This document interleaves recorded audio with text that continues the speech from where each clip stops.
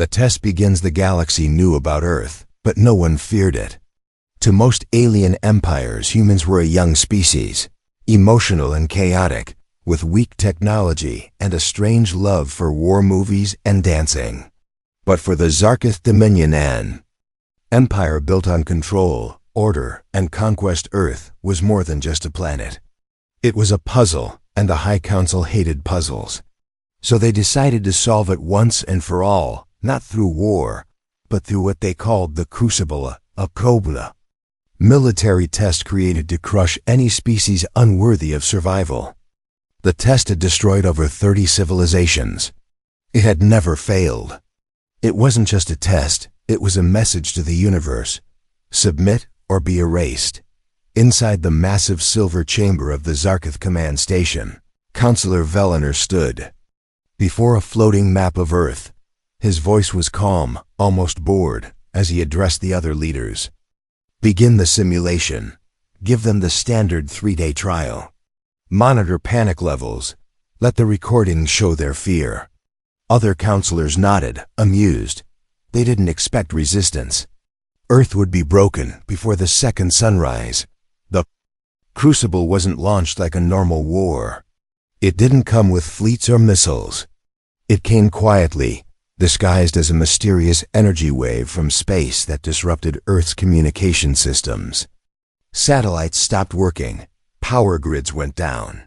Strange towers appeared in deserts and oceans overnight, rising like black spears from the ground. Governments panicked, but the aliens had timed it well right during global military exercises. Humans thought it was part of their own training, some sort of surprise drill.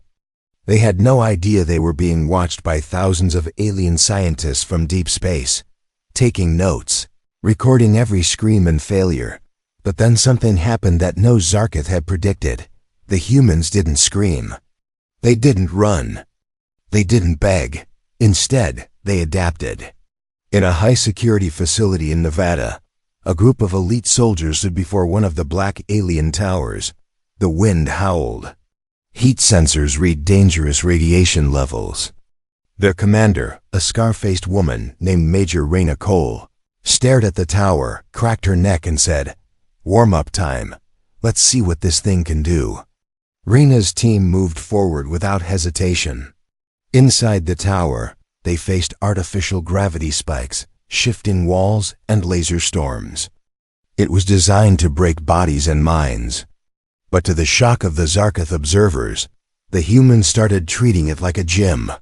They ducked under spinning blades, rolled over magnetic floors, and even laughed when one of the drones misfired. A soldier named Ramirez yelled, "Come on, my grandma can do better than this." Another one replied, "Don't insult your grandma, bro. She'd finished this maze already." In orbit, the alien scientists watched in silence. Their screens showed heart rates, movement patterns, stress levels, all wrong. These humans weren't reacting like other species. They weren't afraid. They were having fun. A junior technician whispered, "They think it's a game." Counselor Velener frowned and ordered the difficulty increased. The tower's internal traps shifted. Walls began to close in. Floors melted into liquid metal. Giant mechanical beasts were activated. And still, the humans kept going. They used teamwork, speed, and raw strength to move forward. One soldier even climbed the side of a death pit using only his fingers and said, "I needed a challenge today." At the same time, across the planet, other Crucible towers activated. Cities like Tokyo, Cairo, and Sao Paulo faced chaos. But local defense teams responded instantly. Old-school walkie-talkies replaced dead phones. Civilians followed evacuation drills without confusion. In Siberia, a team of mountain rangers rescued a group of children from a collapsing alien tunnel using only ropes and ice picks. In New Delhi, a young female police officer led hundreds through laser traps, using mirrors from street shops to reflect the beams. In the Congo, ex-soldiers on motorbikes used homemade EMP grenades to shut down alien bots. The Zarkith data team started to panic. This wasn't survival. This was performance. And humanity was turning their perfect test into a playground dot by the end of the first Earth Day. Velena's voice was tight with confusion. They've completed 30% of the Crucible's hardest layers. That's impossible. No species has reached even 15% on day 1. His assistant asked quietly, "Should we stop the test?" Velena hesitated. His pride said no, but his instincts screamed danger. He stared at the Earth map and whispered, "Let's see what they do on day 2. Back in Nevada, Major Reyna and her team walked out of the tower, covered in dust and sweat. Journalists tried to speak to her, but she just smiled, sipped water, and said, "That was fun. When does the real training start?" No one knew yet, not even the humans, that Earth wasn't just passing the test. They were rewriting it. And the galaxy was about to realize what happens when you underestimate the species that made pain a sport and war a career. The warm-up shock in the silence of the Zarkith command station. A growing unease spread through the council chamber like a virus no one could name, but everyone could feel. The Crucible had begun as a clean operation, a simple extermination through controlled chaos. Yet what they were watching now defied all expectation. Humans weren't breaking, they were adapting, faster than any recorded species. What was designed to be torment had become training. The alien scientists replayed the footage over and over, unable to believe their instruments. They increased the speed, magnified the angles, slowed the frames, but nothing changed the reality in front of them. Human teams were moving through gravity mazes as if they had been practicing for this moment their entire lives. On one screen, a female soldier lifted a collapsing steel pillar with bare arms while shouting instructions to her teammates. On another, a group of teenagers in a flooded subway turned abandoned shopping carts into floating rafts, singing loudly as they navigated electrified water. The Crucible's core systems registered the psychological condition of these humans and labeled it with a word no alien expected to see: enjoyment. Counselor Velena walked through the command bridge slowly, eyes narrowed, mandibles twitching, as if trying to taste the strange energy in the air. He spoke with a bitter calm to his chief engineer and asked how the humans were still functioning under such extreme stimuli. The engineer stuttered something about neural diversity and pain tolerance, but Velena waved it away. Science didn't explain laughter during suffering. Logic didn't explain how a species could look death in the eye and grin like it was an old friend. His claw tapped the glass floor as he watched a human child throw a flaming tire into a moving alien drone, disabling it with precise aim and zero fear. These weren't soldiers. These were ordinary people surviving something that had been engineered to be survived by no one. On Earth, inside a temporary command base near the Rocky Mountains, Major Reyna Cole reviewed her team's Crucible footage. On a cracked tablet, around her, soldiers shared food, traded jokes, and stretched their limbs like they had just finished a gym session.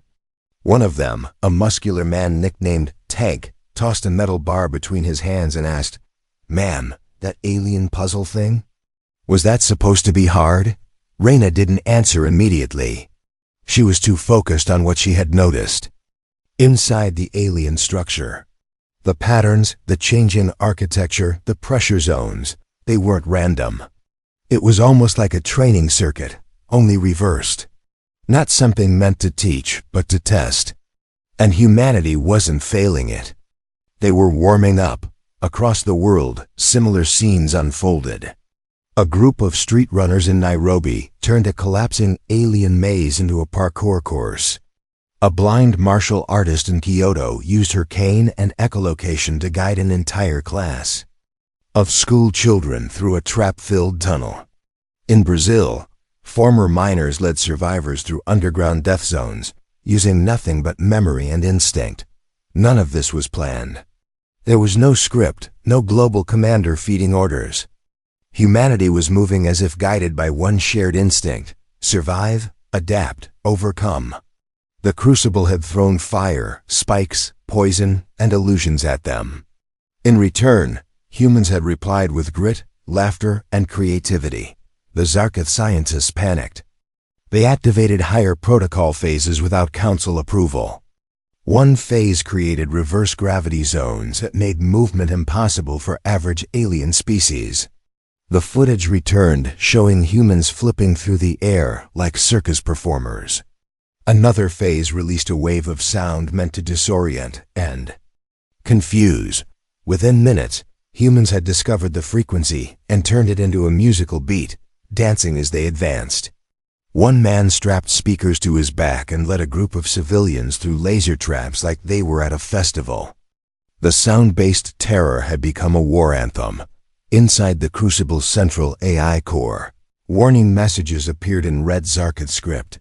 Unexpected species behavior. Survival percentage, 73% and rising. Psychological breakdown, none. Motivation, unclear. Threat level, unknown. Counselor Velinor finally snapped. He demanded full energy deployment. Use the pulse towers. Use the internal biome traps. Break them now before it's too late. But even as he gave the order, part of him knew it was already too late. These humans were not failing the Crucible. They were feeding on it. Each new challenge made them faster, smarter, harder to predict. On the second night, as Earth rotated into darkness, Major Reyna stood on a cliff edge overlooking the Crucible Tower that had reshaped half the landscape. Lightning crackled across the sky, energy storms roaring like angry gods. She lit a flare, tossed it into the wind, and muttered, "They think this is still their test." She turned to her team and said louder, "We're not playing their game, we're rewriting the rules." And behind her, under the stars and storm, humanity didn't retreat. They trained. They prepared. And somewhere far above, in the cold metallic silence of the Zarkith fleet, fear finally entered the hearts of those who believed they were the ones holding the leash. Earth's secret soldiers above Earth's orbit, in the silent command decks of the Zarkith fleet, panic had turned to disbelief. Their flawless military trial was crumbling in real time. The Crucible had always been a tool to expose weakness, to burn away hope from the inside out. Yet the data now pouring in from all over the planet showed something terrifying. The humans were not only surviving, they were strategizing. In a hidden Zarkith command chamber, a lead strategist shouted to shut down the feeds from Sector 9, declaring that it must be faulty. But the footage was real. A group of Earth's so-called non-military citizens had defeated an entire automated squadron using scrap metal, mirrors, and a set of camping tools. Every time the Zarkith increased pressure, Earth responded not with fear, but with invention. Not with silence, but with laughter. Something was wrong with the equation. Something fundamental. And that's when Earth's secret started to unfold. In the cold mountain valleys of Alaska, a silent aircraft without any known human insignia hovered above a Crucible site. Inside, a man in his late 50s watched the landscape through red-tinted lenses. His name wasn't listed in any public database. His existence had been erased decades ago. The world called him dead, but inside classified documents, he was listed under one codey name, Ghostburn. He was one of the original members of a hidden defense project called Olympus: A Last Resort, human program formed in the shadows of failed peace treaties and long-forgotten alien crashes. These weren't regular soldiers. They were trained in silence, hardened in isolation, each one molded for worst-case scenarios Earth never thought it would face. And now, as the Crucible raged across the world, Olympus was activating its operatives. One by one, Major Reyna Cole was one of them. So was Tank Ramirez and 3 others already deployed in the field. But there were more. In deep ocean trenches, silent submarines opened to reveal units designed for zero-oxygen combat. In space, Camouflage drones released nanoscouts that began feeding Earth's counter-network with alien weaknesses.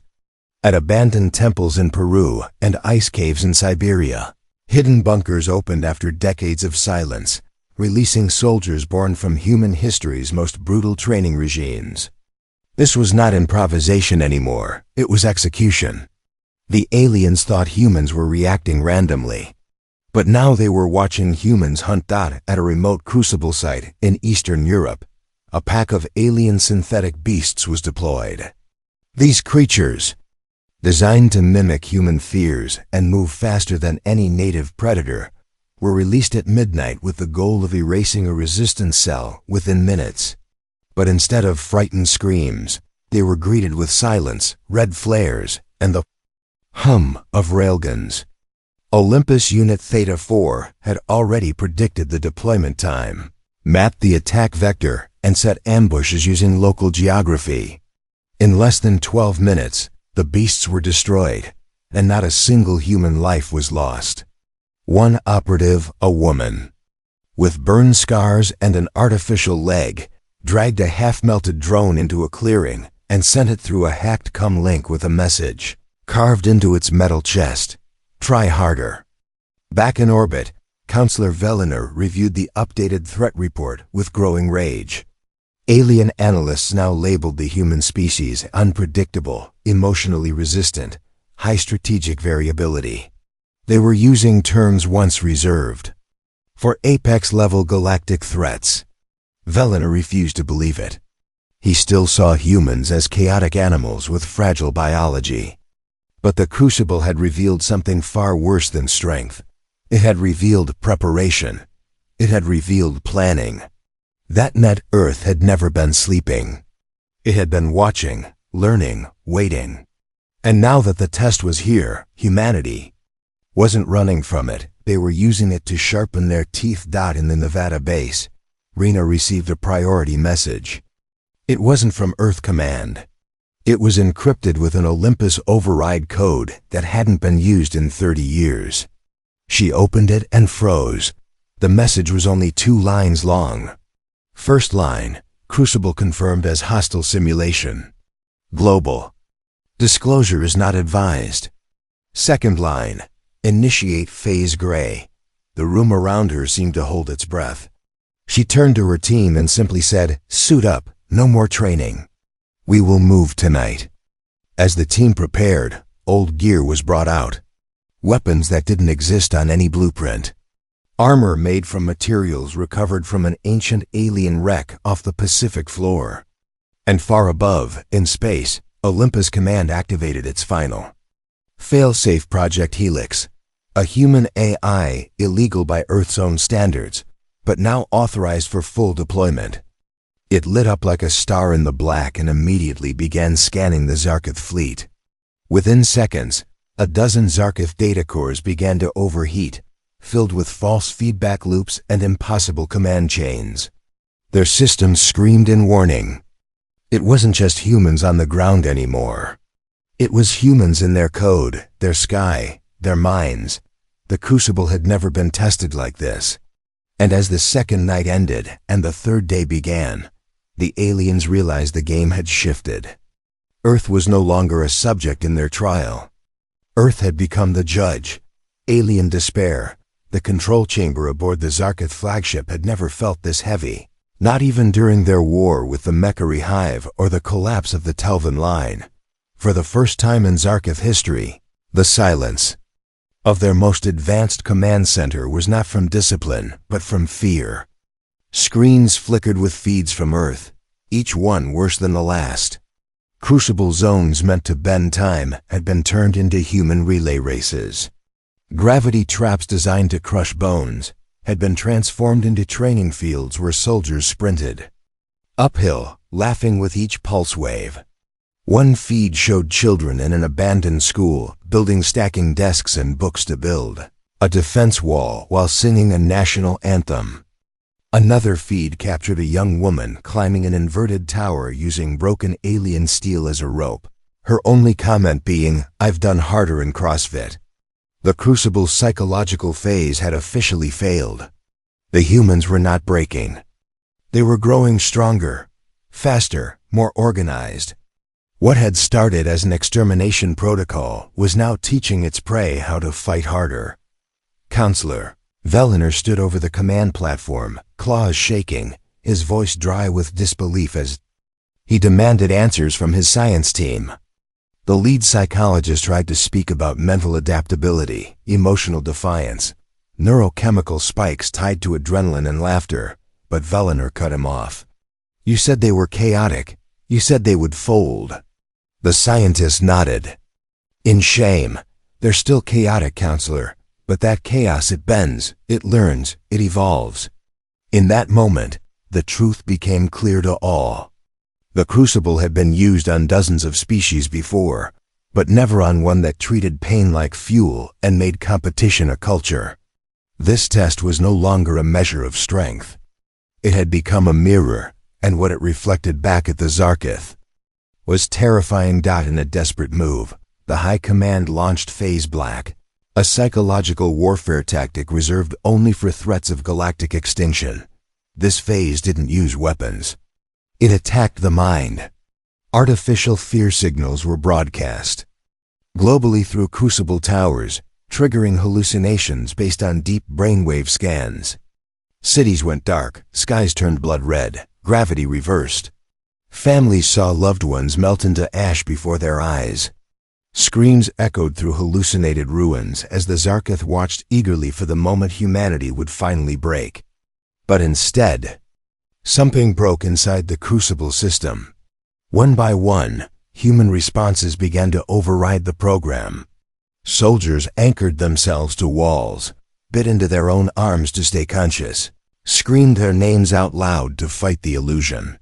One crucible drone reported a woman who drew a smiley face in the blood on her hands and whispered, "This isn't real, you're not real, I beat you already."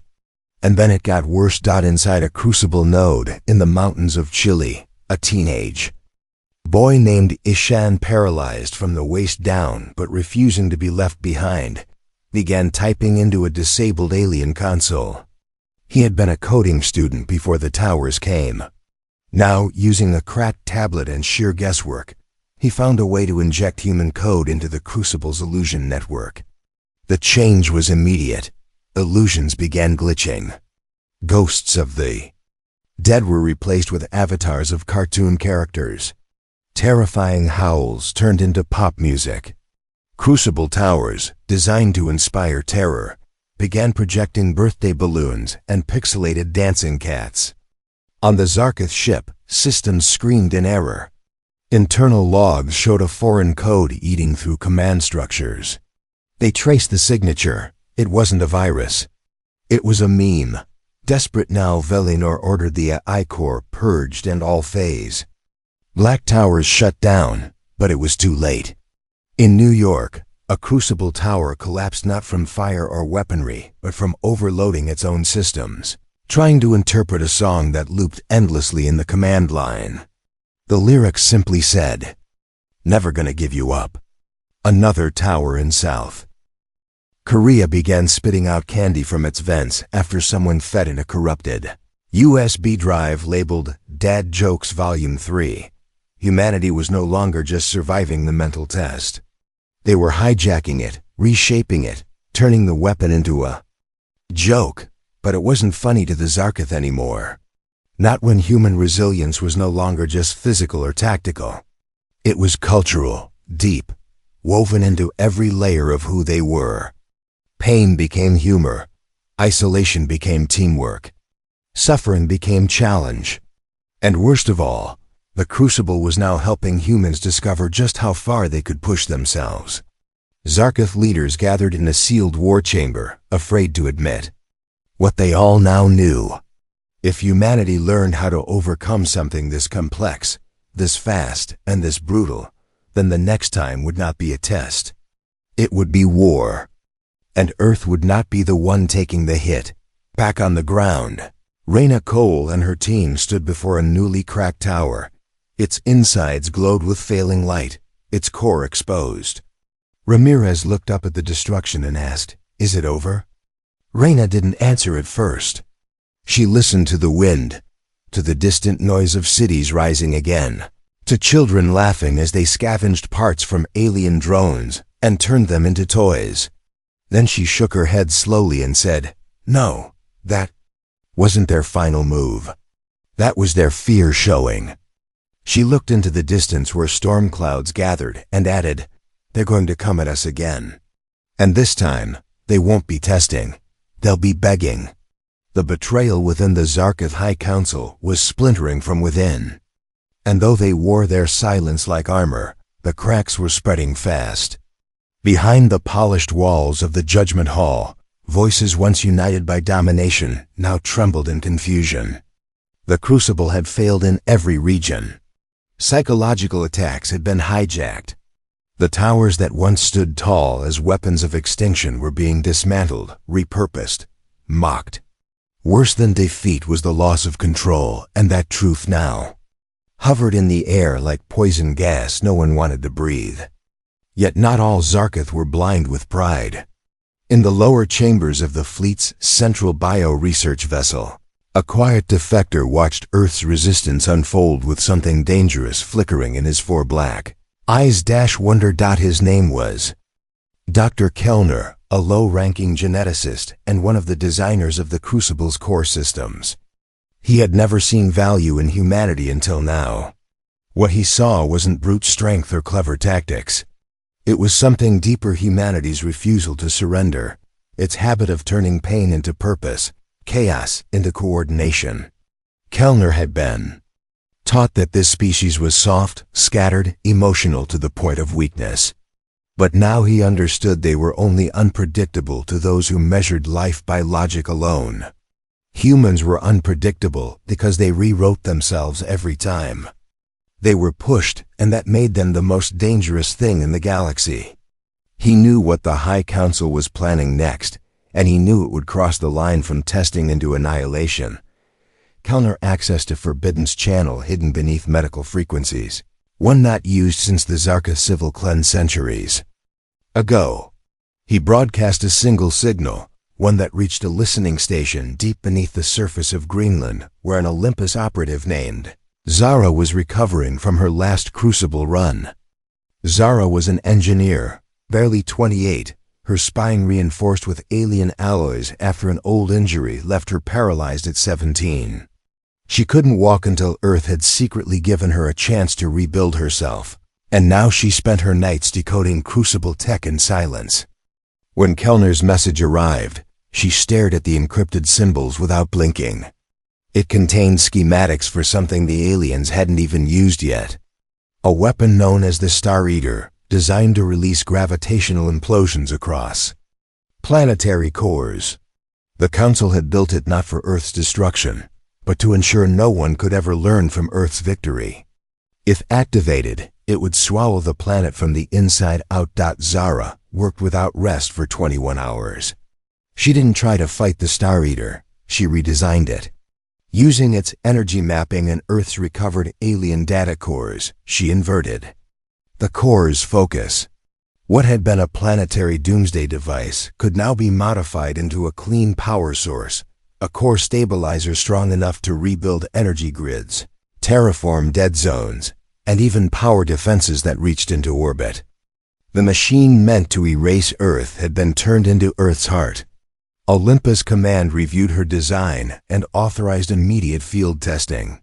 Teams were dispatched under blackout codes, and within hours, the new stabilizers were deployed in Africa, Southeast Asia, and Arctic recovery zones. Power returned, water systems restarted. Communications lit up. Humanity wasn't just surviving anymore. They were rebuilding faster than Zarketh could destroy. But the Council wasn't done. Their spies had slipped into Earth's atmosphere. Weeks before the Crucible began, hiding inside disguised drones and biological moles, posing as humans. One of them activated now, deep within the ruins of a tower in Istanbul, transmitting a pulse signal meant to sabotage Olympus' new energy core. The system should have crashed within seconds, but something unexpected happened. Zara had installed an adaptive AI in her core model, one built to mimic human problem-solving. The AI analyzed the attack, neutralized the signal, and then traced it back through 22 encrypted layers until it reached the original alien source. Within an hour, Olympus launched a signal blast through Earth's orbital network that exposed all sleeper agents in real time. Surveillance cameras, cell phones, even drones in children's hands began recording alien infiltrators as they shifted back into their original forms. The footage spread instantly. Every country, every citizen, every soldier saw it happen. Earth's war was no longer hidden. Humanity now knew the truth, and that knowledge became fire. Back aboard the Zarkith flagship, Velinor received the update with shaking claws. His final card had been played, and even that had failed. Across the room, someone was watching him. Dr. Kellner had arrived, escorted by guards, but unafraid. Velinor hissed with rage, demanding his execution, but Kellner spoke calmly. "You taught us to crush those who resisted. You taught us to erase unpredictability. But what do we do with a species that thrives inside the chaos we built?" Velinor lunged, but one of the guards stepped between them and refused to move. The council had lost its edge. Its voice was cracking. Even their own ranks had begun to fracture on Earth. As night fell over the silent battlefield ruins of the final Crucible Zone, Reyna stood beside Zara, looking over the first working prototype of the re-engineered Star Eater. It hummed quietly, not with destruction, but with purpose. Ramirez walked up and tossed her a ration bar. "So what do we call it now?" Zara smiled and said, "We call it hope." Reyna nodded, watching the stars overhead flicker. "They wanted to test us. Now we know what we really are." Behind them, the sky lit up with a new kind of beacon, not a weapon, but a message. Earth was rising. Humanity strikes back. The stars above Earth no longer felt distant. Once they were symbols of unreachable power, a reminder that humanity was small, unprepared, and alone. But after surviving the Crucible, after watching their people turn terror into teamwork and transform a planet-wide death test into a training ground, Earth no longer looked at the stars with fear. They looked at them with fire. The moment Zara's redesigned Star Eater core went online, Olympus Command activated its final phase. No more defense, no more hiding. The Crucible had shown humanity what it was capable of. It was time to show the galaxy. Project Helix, the illegal AI born from Forbidden's code, took command of orbital defenses. 10,000 drones launched into the sky. Earth's old satellites blinked to life with rewritten firmware. Every hacked Crucible tower became a weapon now controlled by Earth's network. Energy from the modified Star Eater began powering ground-based pulse cannons hidden in places no alien had ever suspected, inside mountain ranges, below ancient ruins, even inside abandoned factories. The humans had learned every part of the alien system, and now they were using it to punch back. Above the planet, the Zarkith fleet hovered in silent formation. Velinor watched through the viewing glass, expecting Earth to try begging or diplomacy. But what he saw instead was terrifying in its precision. Earth didn't launch nukes. It launched soldiers. Small, fast orbital pods dropped from the stratosphere. Like falling stars, each one carrying an Olympus unit, armed with armor made from salvaged alien alloys and weapons crafted from the bones of the Crucible itself. They weren't invading. They were reclaiming. Inside the Zarkith command ship, alarms screamed as teams of human operatives cut through hulls with plasma drills and moved with trained silence through every level of the ship. They knew the layout. They knew the response time. They had studied every Zarkith weakness since the first tower hit the dirt. On the ground, civilians cheered as Crucible towers began falling, not by force, but by choice. They collapsed inward as their I-cores were overtaken by Helix's code, folding like flowers in reverse bloom. In Paris, children painted the ruins with bright colors. In Lagos, engineers used tower parts to build fusion batteries.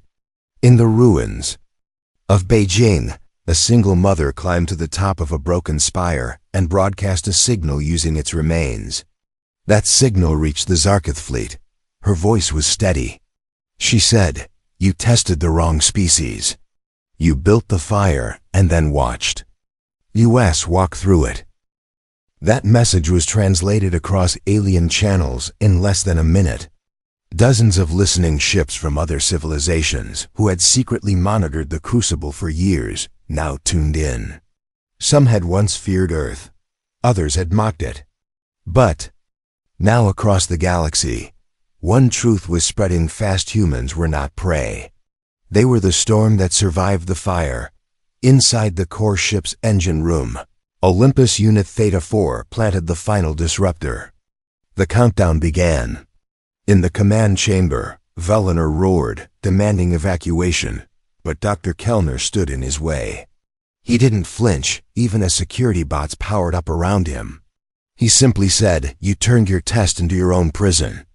And they just took the key. In that moment, the ship's systems went dark. Human soldiers flooded the room. No speeches. No mercy, just silence. Velenar collapsed to his knees as the human commander approached, visor glowing blue, the Olympus emblem burning across his chest. He looked down at the alien who once called his species fragile and said, "You wanted to see how far we'd go. Now you'll watch. The disruptor didn't destroy the ship. I rewrote it." Helix converted the ship's core into a relay node, sending a message to every Crucible system across the stars. The code carried data, video, heat maps, failure records, but more than that, it carried a challenge. It said, in every known language, "We passed. Now it's your turn." On dozens of planets where Zarkith rule had gone unchallenged, screens lit up with Earth's Crucible footage. The image of a teenage girl outsmarting a death maze. The moment a blind man used sound to guide an entire village through a storm. The shot of a single mother lifting debris with bleeding hands to save strangers. The galaxy saw it all. And for the first time, hope moved faster than fear on Earth. As the sun rose over the still smoking fields of what had once been a test zone, Reyna stood beside her team and watched the sky. Ships were leaving. Zarkith forces were pulling back. Not because they were defeated in battle, but because they had been defeated in purpose. There was no logic left to justify the test. No pride strong enough to cover the shame. Ramirez placed a hand on Rena's shoulder and asked if it was over. She didn't answer right away. Her eyes scanned the horizon, then the sky, then the stars beyond. Finally she said, "Not over, just beginning." And somewhere out there, on worlds that had never heard of Earth, alien children would one day ask their elders, "Is the story true? Did the humans really survive the fire?" And the answer would always be yes, because they didn't just survive it. They walked through it and came out stronger. The message that changed the Galax, the Zarkith fleet, vanished like a storm chased away by the rising sun. Earth was no longer a battlefield. It was a symbol, a beacon that pulsed through space with undeniable power. In orbit, the former alien mothership now floated under human control, its sleek metal body marked with Olympus symbols where Zarkith flags once waved. Deep inside its control room, Helix, the AI once considered a threat, now worked silently, linking every surviving Crucible system together. The galaxy had always seen Earth as the weak one, the untrained species, the newcomers. But now, Earth has flipped the script. And the message was ready. The Council of Galactic Order gathered in the neutral zone of Era 6, a shining city that hovered above a silver ocean. There, dozens of alien species assembled to review what they called the human incident. Some came angry, others are curious, most expected to see chaos. Instead, the central screen lit up with something unexpected. A human child, laughing, playing in the wreckage of a destroyed Crucible tower with other children. Their skin different, their languages strange, but their joy identical. Then came the footage, not just war, but survival. Moments of courage. Of humans protecting strangers. Engineers building from broken towers. Doctors treating both human and alien wounded without hesitation. Moments that showed not just strength, but soul. A voice filled the chamber. Calm, human, female. It was Reyna. Her face appeared, not dressed in military armor but in civilian clothes. Her eyes direct, her tone steady. She didn't shout. She didn't demand it. She simply spoke the truth. You designed the test to break us. You wanted to see how much a species could endure before it collapsed. You didn't expect us to rise. You didn't think we'd share food instead of fighting over it. You didn't expect us to lift others when we were bleeding ourselves. You didn't think we'd teach children to build towers out of wreckage, but we did, and we're still here. Some delegates turned away. Others leaned forward. One, a member of the once proud Thark's Dominion, whispered, "They turned a death world into a lesson." Another from the peaceful Ilari clan asked, "What now?" But the message had already been answered. A second screen opened, displaying coordinates. Not just of Earth, but of other crucible sites still active. Helix had cracked them all. The voice continued, "This isn't just about us. You've been testing other worlds too. Some failed. Some never had a chance. That ends now. We're coming, not to conquer, but to teach what survival really means." In that moment, fear began to shift into inspiration. In hundreds of alien colonies, young rebels who had lost families in the Crucible saw the footage and cried for the first time in hope. In underground resistance cells across distant stars, survivors saw the human message and realized they weren't alone. On a prison moon where the Zarkith had sent failed subjects, inmates watched and rose in silent unity. The humans hadn't just passed the test. They had stolen the answers and passed them to everyone. Back on Earth, the skies were calm for the first time in weeks. The Crucible towers were gone, melted or dismantled into scrap. In their place stood new structures, solar towers, clean water tanks, education hubs. Ramirez walked the streets of what used to be a war zone and found children playing tag with Olympus soldiers who had traded rifles for tools and helmets for music speakers. Zara worked in a lab that had once been an alien kill room. Now it was a research center.